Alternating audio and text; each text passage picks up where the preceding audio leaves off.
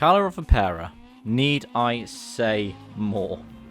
Well, apparently I do, so let's talk about how dominant this guy was over the course of the event. He ended up absolutely getting a clean sweep on Saturday when it came to the stages. He led by what ended up being a final winning margin of just under a minute from Thierry Neuville, who's had a really good time this time out in Estonia. Hasn't historically run well here.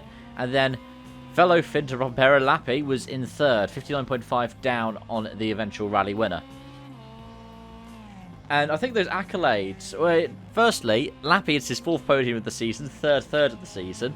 He's done a really good job with this. He's really started to adapt to that Hyundai, and it's really cool to see. If you look at his low results as well, it's usually been that when he's had those low results, someone else from the team has helped to pick him up afterwards.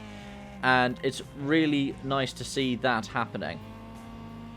Fourth place went to Elfyn Evans. Not too far off of Lappi. It's good for him, and especially because Estonia, of course, was the rally that he got injured in back in 2019? Was it 19? Yeah, it was 2019. When it was a candidate event. So it's good to see him bring it back to fourth. Fifth went to Tabor Sillin on his Hyundai and Rally 1 debut. Well, that's not his Hyundai debut. His Hyundai Rally 1 debut and his Rally 1 debut, of course. Because Rally Monza 2021. But played sailing. And it builds him up well for the Grapple Grand Prix, his home rally, which is next. Very nearly wasn't fifth, though. Pierre Lube, who finished 309.9 down on the eventual winner, Rovanperä, got a 1-minute penalty for using the wrong hybrid map on Friday. That cost him fifth place. Well done by Lube as well, getting those times on the board and bringing it home with some solid points. The same could probably be said of Oyt Tanak, who would have also had fifth place had it not been for his 5-minute penalty he inherited before the start of the rally for having to change his engine after shakedown. The Estonian, he did really well on the Friday, but he just had rotten luck and he was already on the back foot from the start of the event. The other Rally 1 car I haven't talked about, Taka Katsuta, brought it home. 0.3 of a second behind Lube in the final classification, and he did well to do that. This is the first time that we've had all of the Rally 1s make it back without having to super rally, without having to miss a stage at all, without any retirements. It's a big deal. In fact, the last time that we saw this with the World Rally Car class, in terms of the top flight World Rally Car class, was Corsica 2019. Corsica 2019. It's so bizarre to think it's been 4 years since we've seen that. It's the peak of reliability for the WRC, and it's really good to see in the second year of the hybrid era that we can say that. And on a flat-out fast event like Estonia. It's not like it's one of the slower events. It's not like it's one of the less technical events. It's not like it's one of the ones with a lower risk when it comes to making mistakes. This is a flat-out event. It's a bit like if F1 found that, the best track for people to make it all the way around every single lap without any kind of issue was Monaco. Or Spa. It's one of those ones where it's like, that is so extreme.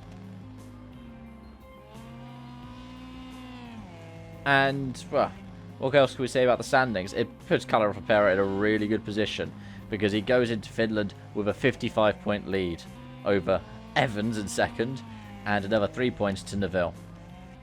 Another 8 points to Tanak. At this rate, he'll be crowned champion in Chile. Yeah, at this rate, it won't even be a championship battle when they head to Prague for the start of the Central European Rally. And it's almost similar with the constructors as well, because Toyota have got nearly 60 points over Hyundai. Now, Hyundai have been doing quite well to claw this back in. They've had some really good performances from second and third drivers. It's been really well done for them. And it's looking like back in, 19 and 20, when they did the Manufacturers' Championships, but didn't get the drivers. In WRC2, it went the way of Andreas Mikkelsen by just under 10 seconds from Sami Pajari, with Emil Lindholm in third, a minute back. And it's good to see them doing well, all three of them. Lindholm in the i20N, Mikkelsen in the Fabio RS, and same for Pajari, because it bodes well for them when they head to Rally Finland as well. WRC3 is going to go down to the...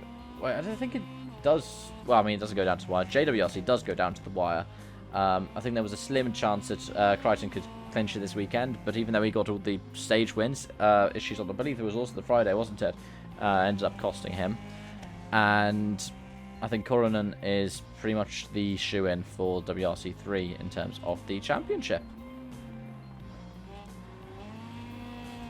Yeah, WRC2 Drivers' Championship. I think Johan Russell still holds the lead, but Mikkelsen is now 8 points back. That said, Mikkelsen has 1 round less than Russell on the tally sheet. Meanwhile, poor Oliver Solberg, a second event in a row where he's not scored points. So he's going to have a drop round, which is he's going to have a non-drop round that's a 0-pointer. So he's going to have to make the most of his remaining 2 for the season. Those are all my thoughts. Anyway, also comment section down below. Thank you so much for watching, and I hope to see you again soon. Bye for now.